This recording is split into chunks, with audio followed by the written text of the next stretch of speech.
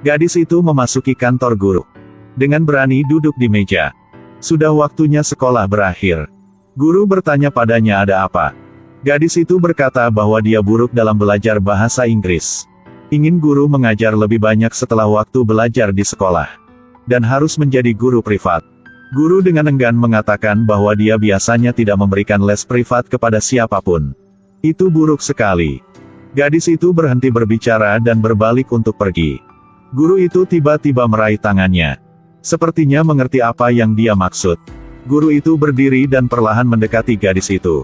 Tiba-tiba, Guru Clark, saya tidak mengerti mengapa Anda pikir saya menggoda Anda. Guru terlihat bingung. Saya bukan jenis gadis seperti itu. Gadis itu kembali untuk mengambil tasnya. Diam-diam letakkan kertas ujian di atas meja. Guru sedang mencoba menjelaskan. Sama sekali mengabaikan tindakan barusan. Dia mengancam akan memberitahu kepala sekolah. Kata guru dengan tergesa-gesa bilang. Anda melakukan itu sebelum jadi baru buat saya melakukan seperti itu. Wajah guru terlihat menyedihkan. Gadis itu tiba-tiba berbalik.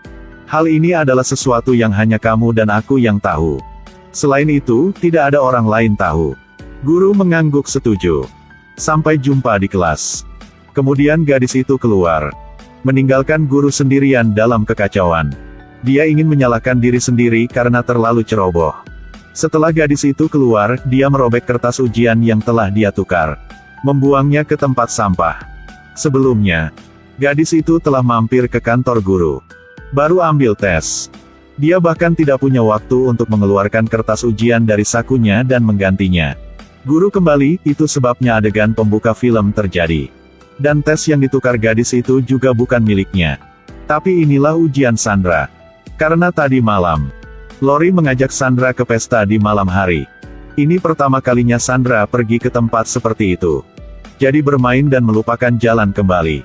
Besok ada ujian lagi. Sandra lupa belajar karena bermain, jadi dia melakukannya dengan sangat buruk. Setelah lulus, Sandra ingin masuk universitas bergengsi. Biaya kuliah sangat mahal. Anda ingin mencapai hasil yang mengesankan. Untuk mendapatkan beasiswa saat kuliah. Tapi kali ini nilai ujiannya buruk sekali. Kemungkinan besar akan memengaruhi beasiswanya. Mendengar ini, gadis sukarelawan. Ingin berdiri untuk membantu sahabatnya memecahkan masalah. Sandra sangat penasaran. Lori bagaimana dia bisa meningkatkan nilai ujiannya. Lori masih belum memberitahu Sandra tentang mengubah tesnya. Tapi katakan bahwa, dua orang makan malam bersama. Tidak terduga Sandra sibuk dengan pacarnya meninjau pekerjaan rumah. Jadi dia telah lupa tanggalnya. Lori menunggu sangat lama, tidak melihat Sandra menelepon. Jadi dia pergi ke rumah Sandra. Tepat ketika dua orang sedang berpelukan. Tunggu sampai pacarnya pergi. Lori baru saja mulai menyalahkan Sandra. Katakan dia hanya tahu dirinya sendiri. Tidak pernah peduli dengan perasaan orang lain. Setelah mengatakan itu, Lori marah dan pergi. Hari berikutnya. Riasan cantik Lori, gaun yang sangat seksi ke sekolah. Semua mata siswa-siswa di sekolah menatap tubuhnya. Ketika dia melewati pacar Sandra. Matanya dengan menggoda ketika dia meliriknya. Lori mulai menggunakan trik kecantikan. Pertama pergi untuk berbicara dengan orang itu. Kemudian dia berinisiatif untuk mengambilkan air untuknya. Manfaatkan saat menuangkan air. Menyelinap sedikit bumbu di dalamnya. Pria itu tidak banyak berpikir. Menerima secangkir air Lori dan membawanya untuk diminum. Tidak lupa memuji airnya sangat enak. Beberapa menit kemudian pria itu mulai merasa pusing. Pada saat ini, gadis itu mengambil kesempatan untuk mengungkapkan kepada pria itu. Kupikir mungkin aku telah menyukaimu. Dia tidak bisa menghubungi pacarnya, jadi dia pergi ke tempatnya. Tepat pada waktu, dia melihat Lori sedang bercinta dengan pacarnya. Seorang adalah sahabat. Seorang adalah pacarnya. Sandra patah hati dan segera pergi. Tetapi sekarang Lori muncul di sebelah Sandra. Sepertinya sudah diperhitungkan sebelumnya. Kebetulan pindah duduk di meja yang sama dengan Sandra. Bahkan saat makan siang, makan di meja yang sama. Sepulang sekolah, saya juga aktif mendekati Sandra. Ketika Sandra pulang, Lori juga diam-diam mengikutinya.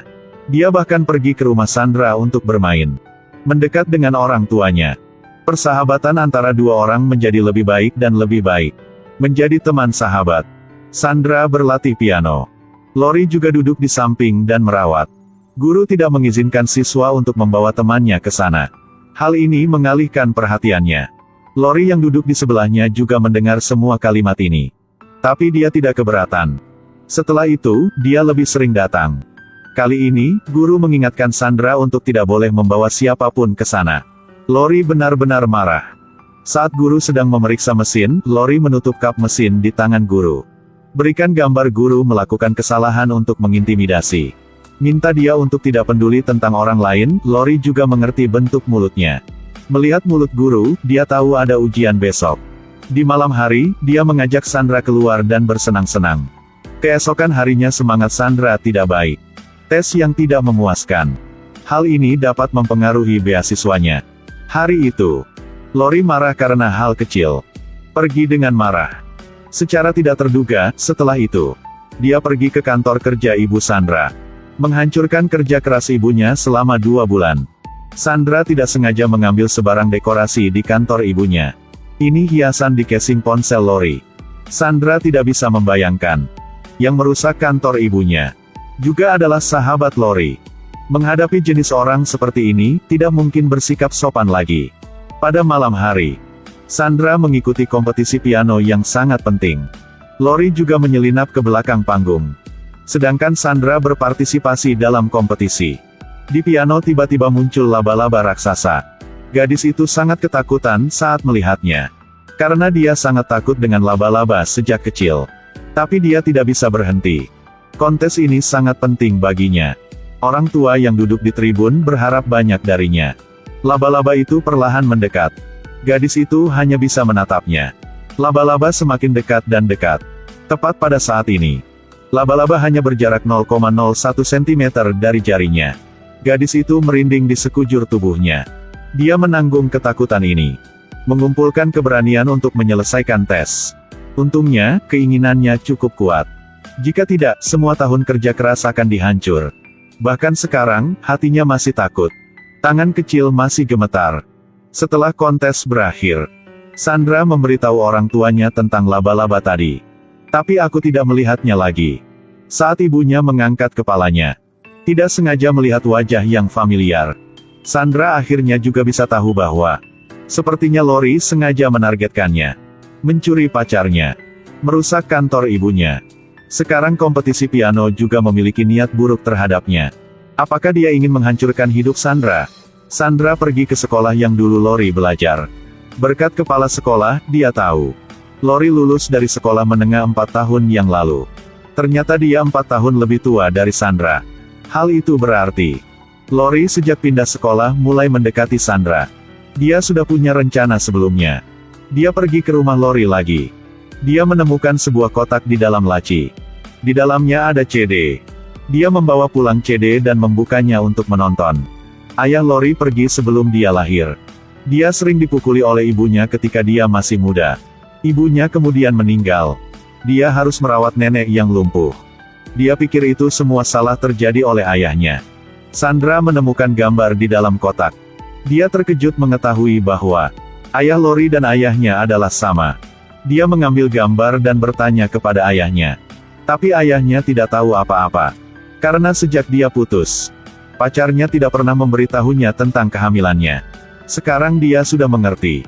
Ternyata, Lori ingin membalaskan dendam mereka atas kepergian ayahnya. Sandra menceritakan semua tindakan Lori terhadapnya baru-baru ini. Seluruh keluarga membahas ini. Memberitahu polisi masih merupakan cara teraman. Tapi keesokan harinya polisi masih belum bisa menangkap Lori. Dia sudah lolos.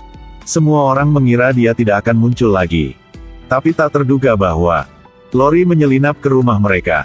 Sesampai Sandra pulang, Lori menodongkan pistol ke arahnya sambil tertawa dan berbicara seperti orang gila. Salahkan Sandra karena mengambil kehidupan yang seharusnya menjadi kehidupan miliknya.